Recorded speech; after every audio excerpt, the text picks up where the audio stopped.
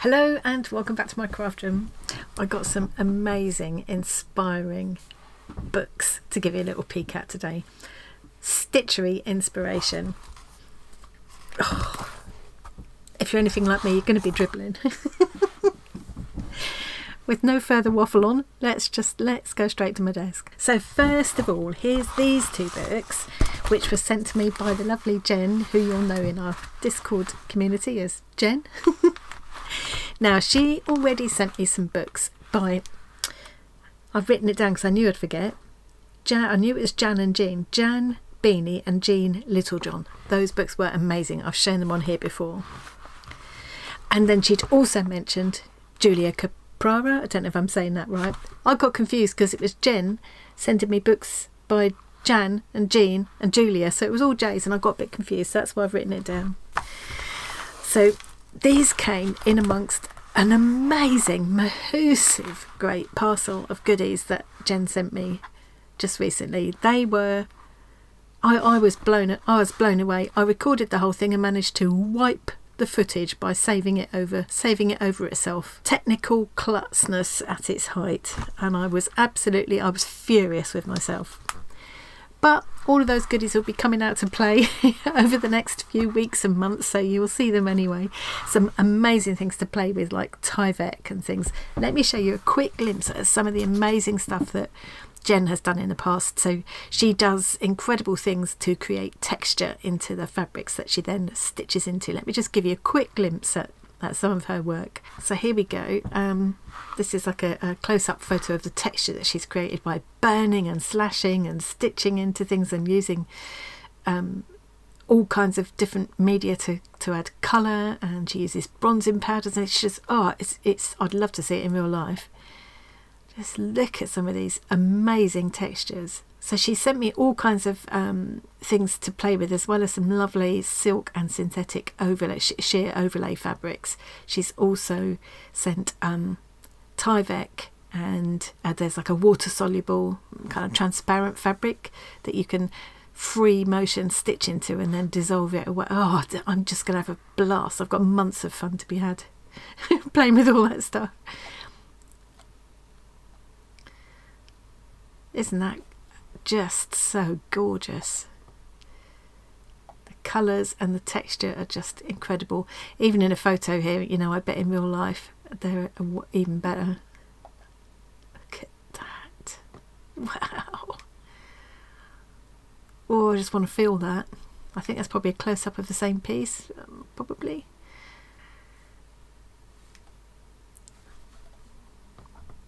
Absolutely wonderful. And I think so this is my first volume of my swap squares from last time. I know I've put Rachel and Jen together at the back because Jen kind of sent Rachel a parcel of goodies as well, because she was just getting into slow stitching. So Rachel made me this square and Jen sent me this one, and you can see some of that beautiful texture and things that she creates there. It just feels so crunchy and chunky, and just feels amazing. The camera does not do it justice. My camera at least doesn't like recording things that have any kind of a shine to them, and it doesn't pick up the colour quite accurately. It makes things a little bluer than they are, but that gives you some idea.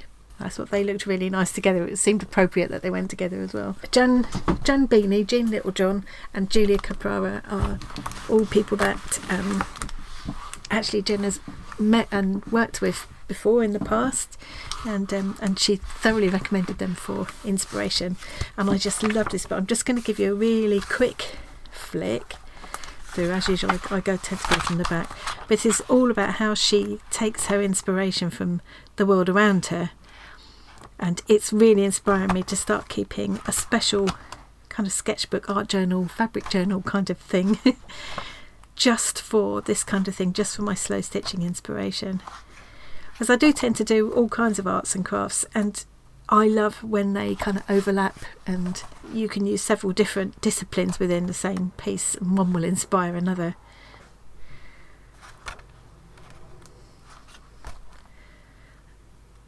I went to the Knitting and Stitching show a couple of years ago, last year, It was only last year. Actually, because I had a piece on show there. I did a textile self-portrait. They invited everybody to do a textile self-portrait because there was that year when we couldn't go in person because of COVID. And I was lucky enough to be asked to set mine up to be shown, which is very exciting. So Tom came up with me, went down with me actually, he's back down to London. It went on to Harrogate after. But seeing all that, Tom enjoyed it, I think, way more than either of us expected him to. Look at it. Seeing all those beautiful stitched pieces in real life was just so inspiring. The things that people take inspiration from, quite ordinary things. Oh, just so much here too. I've only just sort of scratched the surface of this book at the moment. I love how she kind of looks back at past work to be inspired as well. And just finds inspiration from all around her, you know. So yeah, that monster munch, what is that? Funny the things that catch your eye, isn't it? I've lost it now. Look at these.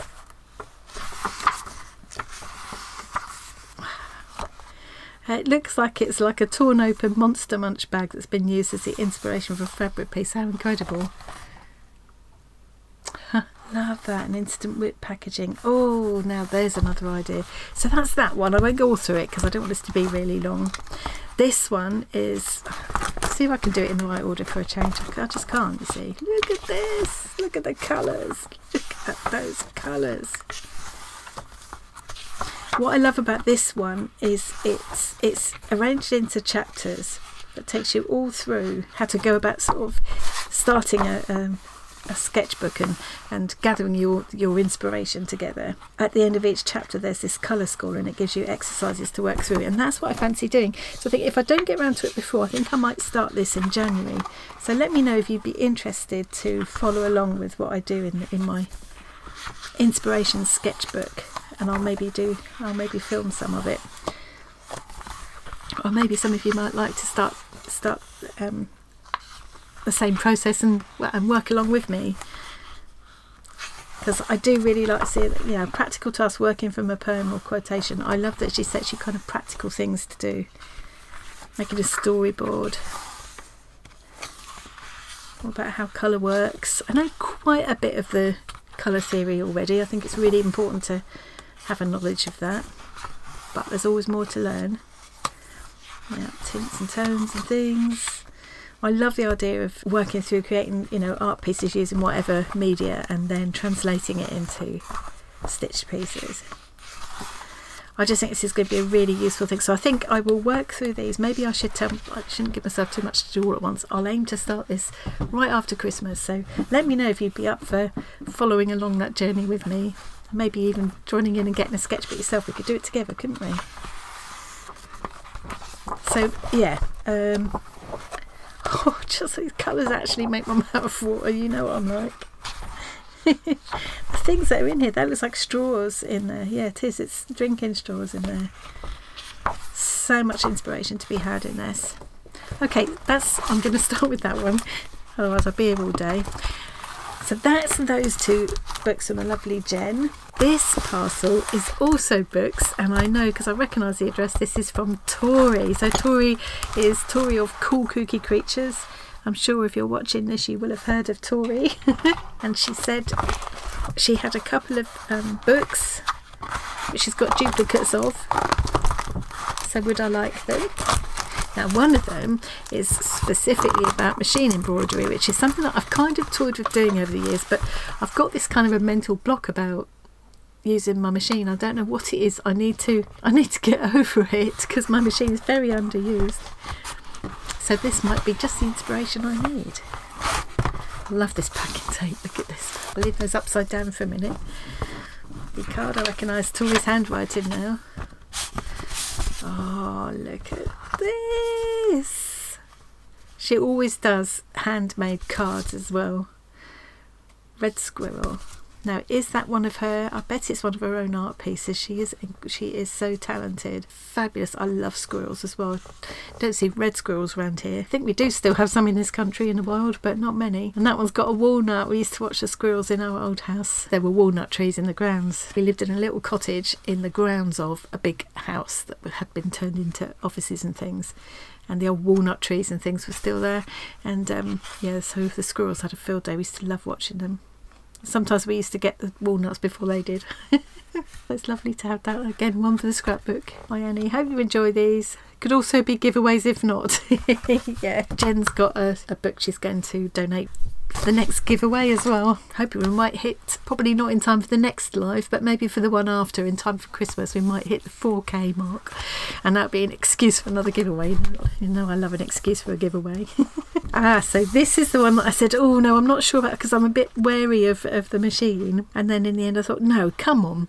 Maybe this will be the thing that finally inspires me to break my mental block about the machine. I'll try and open it carefully in case I do end up doing it as a giveaway. I do love that kind of thing.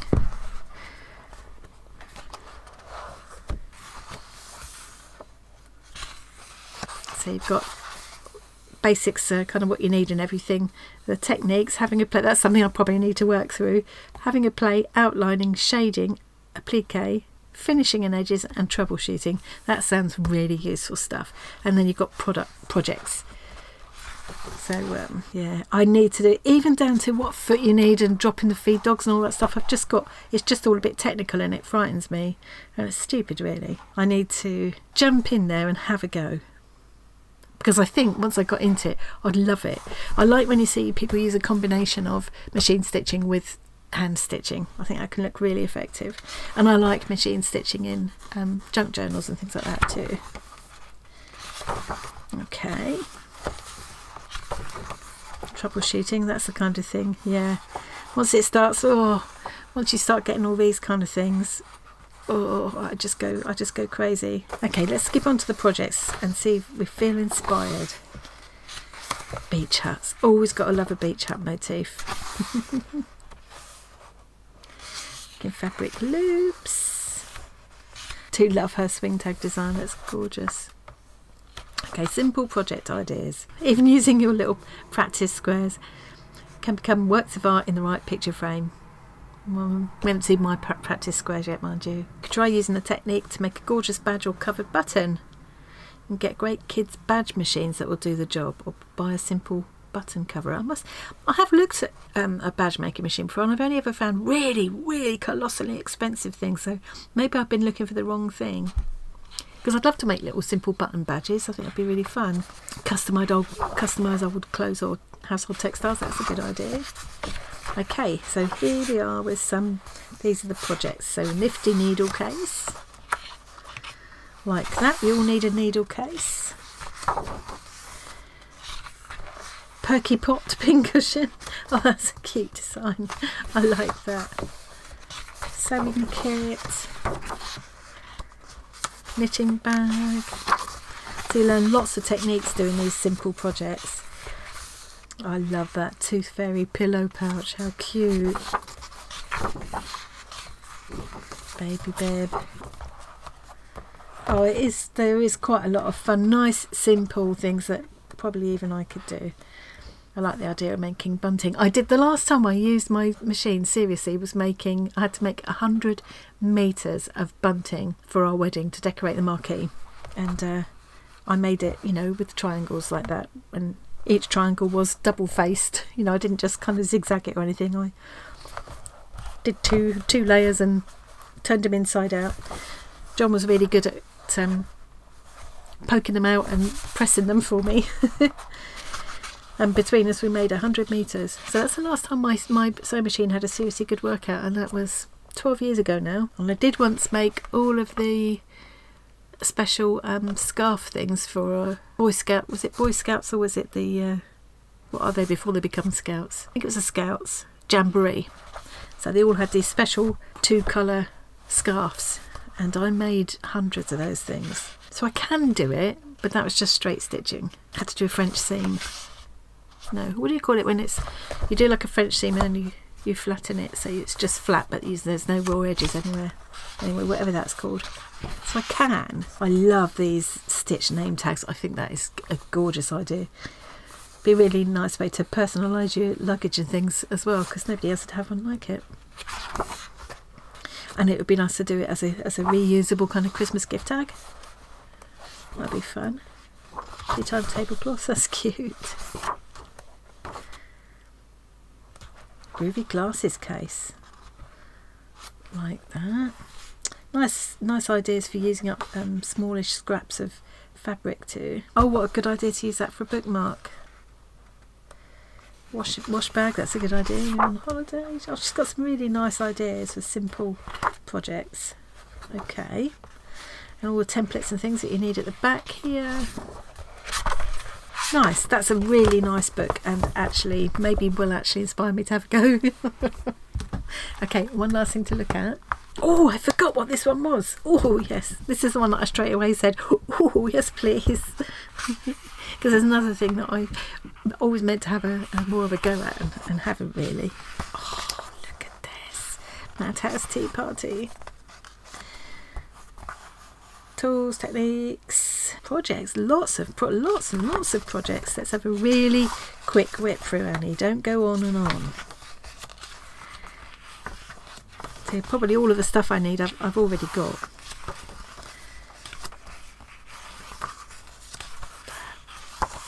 I got one of those. Oh, I got it handy. Here it is. Gyro cut. So this has got like a little.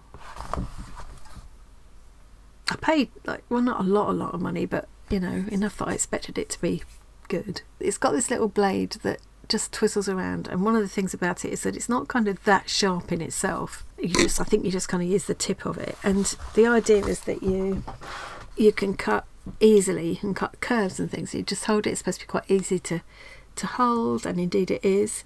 And as you put the point on there, the blade swivels, so you should be able to go around corners really easily without having to keep changing the angle and things. And in theory, you can see there I'm cutting a curved line really quite easily. That didn't go through. I wasn't pressing very hard, but that might be because I need a new blade. There, it's gone through that time, and you can see it's cut that wavy line really easily, and was quite comfortable to do. And I could go up, away from me, and back. I could go in any direction because that blade kind of swivels as you move. But what I found was when I tried actually following along,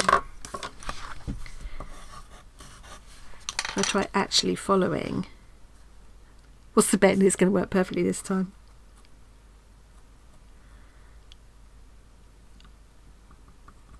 I found it difficult. Of course, it seems to be working perfectly this time. That hasn't gone through. My problem now will be following the same line again, but that would be the same with any blade. So I don't know, maybe now I've said all that, I should give this another go. I think I've got spare blades for it as well, because that's always the thing when you buy a cutting implement, isn't it? Getting a spare blades for it. But I think I've got spare blades for it. I bought at the time. I got that because I really fancied doing some things like tunnel books and stuff like that. Nice to start with something nice and simple like that. Love this. I'm assuming there are going to be templates and things somewhere. Oh, that's nice with the little teacup and things standing out. Imagine being able to cut. See, I'd love to be able to cut something as intricate as that. Oh yeah, copy or print out the place cards patterns onto copy paper. Yeah. So they give you all the tips about how to actually follow the patterns and things. Oh, look. And you can make your own little placemats to match. How sweet. That kind of paper looks like it'd be really, really hard to cut, doesn't it? I'll be interested to see what they recommend in the way of cutting blades and things. It's amazing what you can do with paper. I love that. Shelf liner. Anything that's kind of pop up like that I really like. If it'll go flat into a card and then the person can open it up to display it, I think that's really nice. Falling leaves, window valance. The sunshine through it. I'm just flicking through really fast. The idea of book sculptures. Oh, If you haven't seen book sculptures, try googling book sculptures. You get really amazing things that people do with old books. Recycle and redefine the beauty of a vintage book. I've got a lot of vintage books. Wow, these are stunning.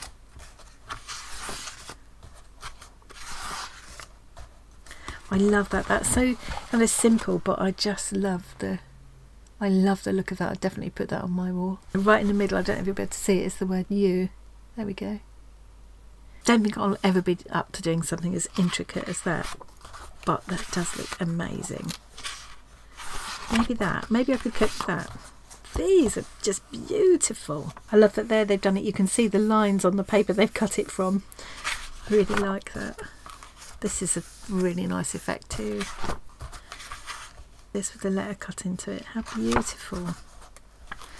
Kirigami. I've got a couple of, I bought them online, these kirigami templates where it kind of creates this fold out pop up kind of arrangement. I think the ones that was years ago now. I hope I've still got them.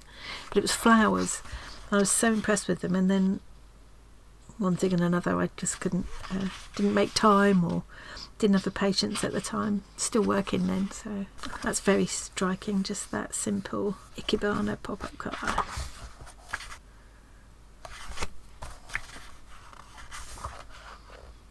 There's a squirrel inside the trees. Squirrel in the woods. Nice.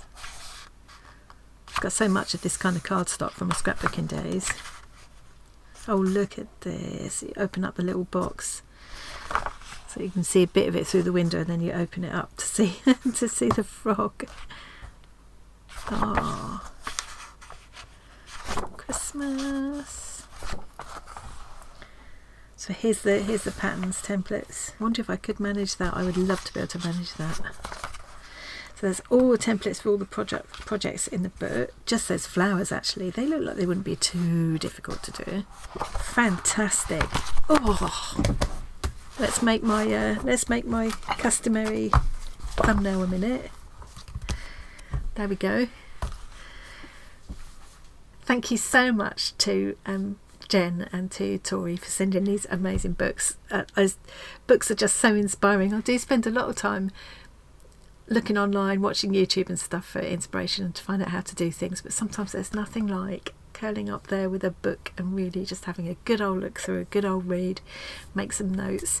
I feel very inspired to get a little sketchbook to start, or quite a big sketchbook probably, to start working through those kind of, to start gathering inspiration for some stitched pieces and just for general artwork. I think I will definitely start doing that follow along thing after Christmas, so do let me know if you'd like to follow along with that, and I'll film some of them. And it would be lovely if some of you decided to do it along with me. That would be really fun. Or we could share pictures in the Discord and the Facebook groups, see what each other gets up to. I've just got lots and lots of inspiration there. I'm never short of ideas for arts and crafts projects, but I'm always happy to take more on board. It just brings me joy. It really does, and it makes it even more fun if I can share it with all of you guys as well. So thank you very much for joining me today. Hope you enjoyed that, even half as much as I did. And I'll see you again really soon.